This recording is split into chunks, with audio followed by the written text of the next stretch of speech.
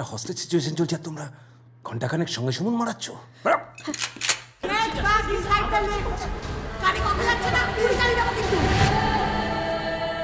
আমার মেয়ের সঙ্গে আজকে যা যা হবে তোমার ছেলের সঙ্গেও ঠিক তাই তাই হবে, এক্স্যাক্টলি দ্য সেম। না না না না না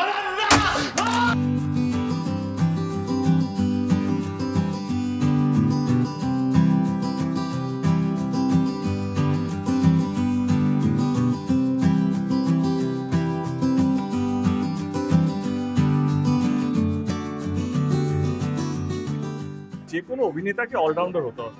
মানে আজকে তুমি দেখো আইপিএলেও 2020 ম্যাচে সবাই সবচেয়ে বেশি অলরাউন্ডারদেরকে খোঁজে, যে ব্যাটিংও করবে, বলিংও করবে, ভালো ফিল্ডিংও করবে, দরকার পড়লে উইকেট কিপিংও করবে। তো আমার মনে হয় কি অ্যাজ অ্যান অ্যাক্টর তোমাকে সব রকমের কাজ করতে হবে। তোমাকে মাল্টিপ্লেক্সের জন্য অডিয়েন্সের মাতিয়ে রাখতে হবে, তোমাকে হাওড়া পেরোলে এবং গঙ্গাটা পেরোলেও সেখানকার যে অডিয়েন্স আছে তাদেরকেও মাতিয়ে রাখতে হবে। তো তোমাকে অলরাউন্ডার হতে হবে, তোমাকে সব রকমের চরিত্রের জন্য প্রস্তুত থাকতে হবে। আমার তো গল্পটাই মারাত্মক লেগেছে, তো সেই গল্পটা ভালো লেগেছিল বলেই ছবিটা করা। একটা তো অভিনেতার বিশ্বাস হয় যে এই গল্পটা ভালো হবে, অনেক সময় সেই গল্পটা যখন ল্যান্ড করে বা সিনেমা হলে পৌঁছয় ততক্ষণে দর্শক বলে না এই ছবিটা ভালো না বা অন্যরকম বা অতটা ভালো হয়নি, তার মানে আমার সিলেকশনটা ভুল। তার মানে আমি যে বিশ্বাস নিয়ে ছবিটাকে হ্যাঁ বলেছিলাম সেটা ঠিক মতো আমি হয়তো বানাতে পারিনি বা আমার টেস্টটা কোথাও ভুল হচ্ছে, কে তাহলে দর্শক অন্য কিছু চাইছে।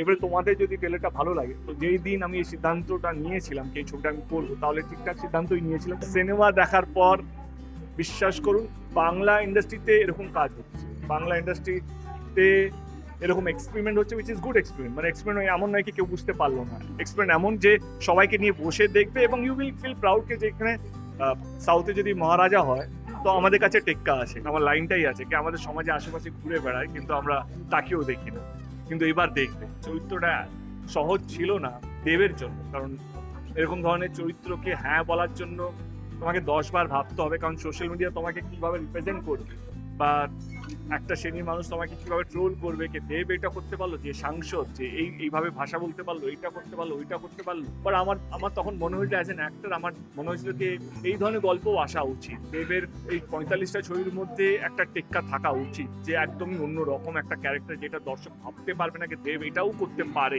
আমি শুধু আপনার সঙ্গে একটু কথা বলতে চাই। কেন? কবিরের পরে কিন্তু একদমই রোল রিভার্সাল হয়ে গেছে।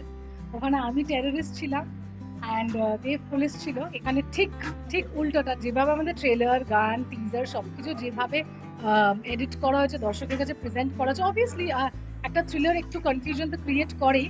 বাট আমি আগে একদিন মুখ ফসকে বলে ফেলেছিলাম যে এখানে শুধু হয়তো একটা মা না দুটো মায়ের গল্প, সেটা দেখতে দর্শককে 8 তারিখই দেখতে হবে। কিন্তু এইটাও যে একজন অন্যরকম মা কিনা সেটা দেখতে 8 তারিখের জন্য অপেক্ষা করতে হবে।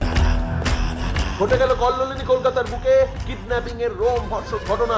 আমি তো পরমদার সাথে বহুদিন ধরে কাজ করার জন্য মুখিয়েছিলাম, প্রচুরবার চেষ্টা করেছি, ইনফ্যাক্ট 4-5 বার চেষ্টা করেও ফাইনালি হয়নি। এই হলো, এই টেক্কায় হলো এবং I am so relieved because is a fantastic actor. মানে পরমদা মতো পাওয়ারফুল অভিনেতা খুব খুব কম আছে। এবং যেটা দেবও বললো যে লাস্ট কয়েক বছর ব্লকবাস্টার হয়েছে এবং পরমদা তাতে নেই, এরকম হয়নি আর কি। কত টাকা চাইছে বলুন? যা লাগবে আমি দিয়ে দেবো। I will arrange for the entire fund. Just get my daughter back to me please please শান্ত হন। না না না, বাচ্চাটার মাথায় বন্দুক ঠেকিয়ে রেখেছেন। আপনার ডিমান্ডটা ঠিক কি? আমার চাকরিটা ফেরত চাই।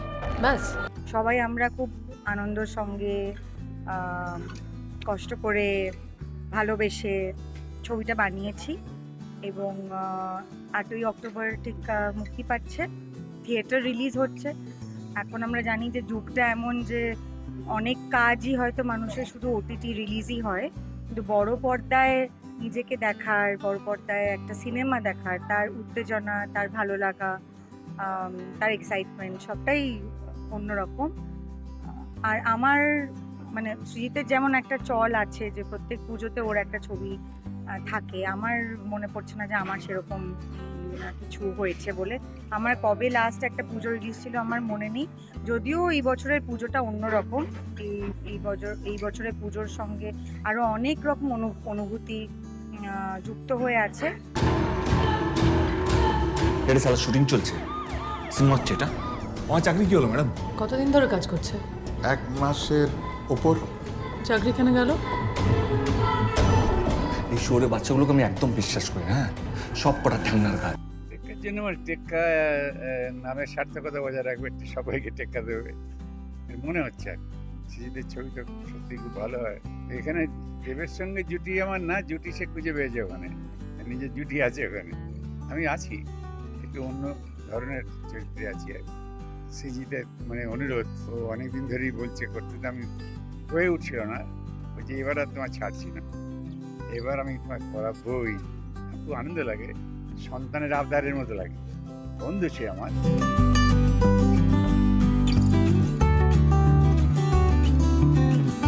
ক্যামেরায় স্নেহাঙ্কুরের সঙ্গে চিরঞ্জিতের রিপোর্ট, এস নিউজ।